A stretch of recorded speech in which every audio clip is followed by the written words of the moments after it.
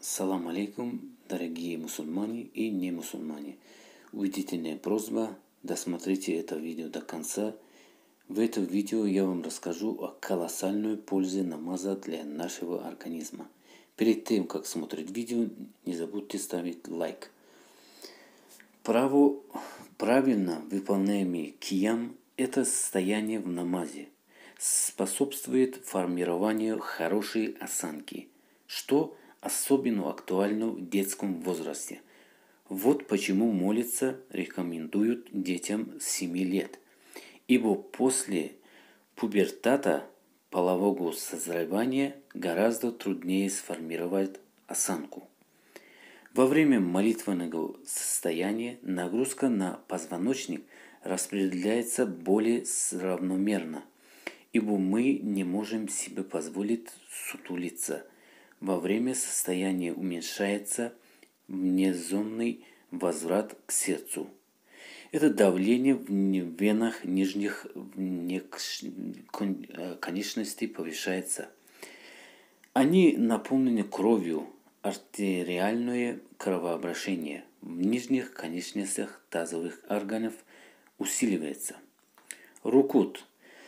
Удивительная поза. При ее принятии туловище под собственной тяжестью опускается, однако мышца, выпрямляющая позвоночник, находится в напряжении, ибо спину необходимо держать прямой осанку. Вот осанку мы все равно сохраняем. Совершается движение в тазобедренных суставах. Мужчины принимают положение прямоугольного треугольника, где катетами являются ноги и позвоночника, а гипотезный взгляд направлен на пальцы ног. Растягиваются задние мышцы ног и их кровоснабжение улучшается. Осевая нагрузка на позвоночник практически отсутствует, что способствует улучшению кровоснабжения межпозвонковых дисков, что весьма благоприятно при лечении и профилактике остеохондроза. Согласитесь, что далеко не каждый человек 5 раз в день выполняет своеобразную тренировку дисков позвоночника. Большинство не совершающих намаз людей проводят день всего лишь в 2 положениях – стоящим и сидячим. Естественно, что питание дисков уменьшено, ведь они все время сдавлены.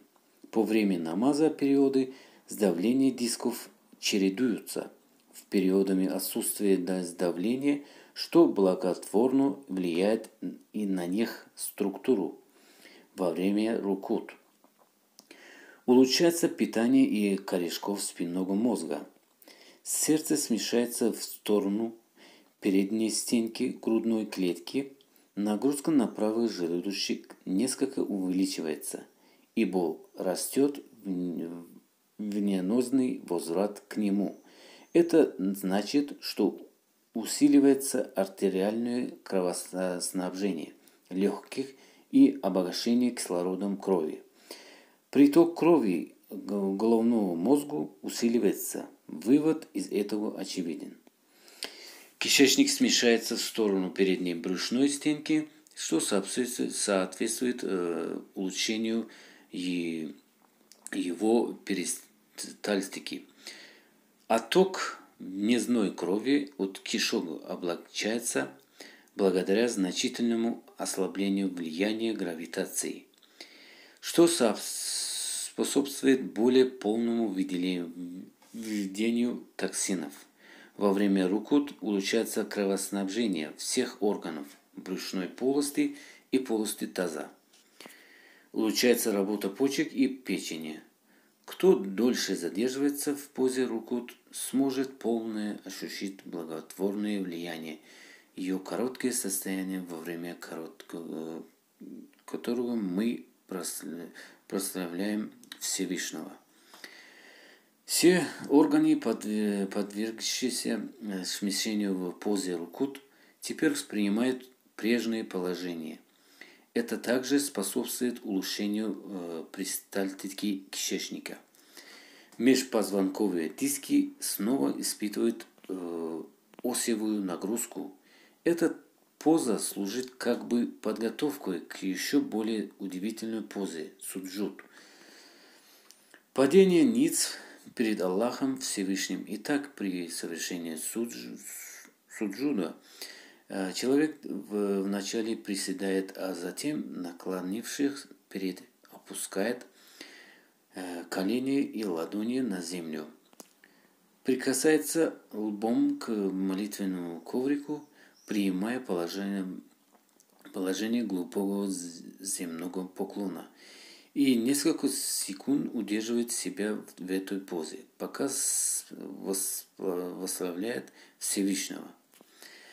В акте приседания принимают участие многие мышцы нижней конечности, кровь, скопившаяся в венах ног при приседании.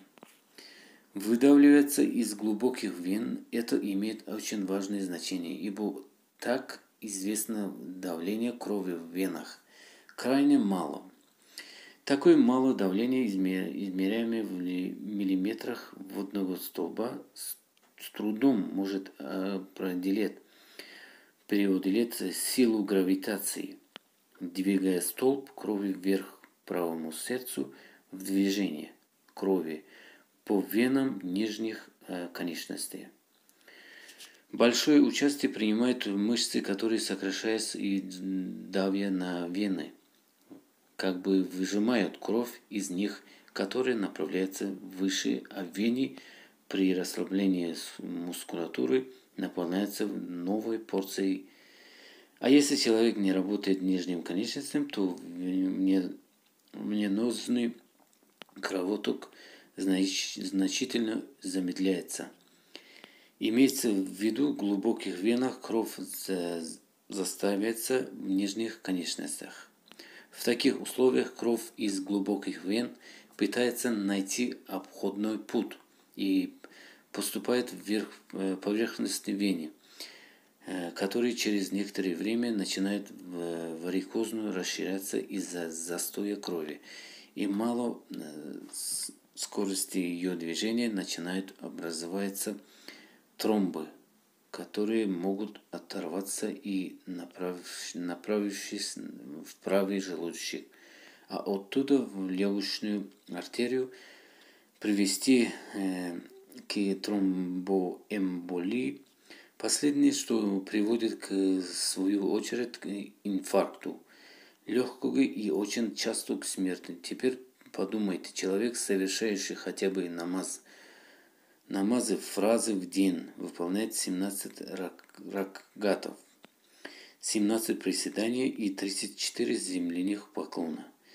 Это и есть профилактика застоя крови в ногах, а значит и тромбозов, а эмболии ранее смерти. А представьте, выполняющий намаз суннаты в сутки совершает 40 ракатов и 40 приседаний, 40 поясных поклонов, 80 зимних поклонов. Эти цифры красноречиво говорят сами за себя. Дорогие зрители, наш видео подошел к концу. А вы что думаете об этом? Кто совершает намаз и чувствует, как себя чувствует, пишите в комментариях. И это намаз обязательно надо совершить. Вот видите, как польза от намаза. Обязательно пишите в комментариях.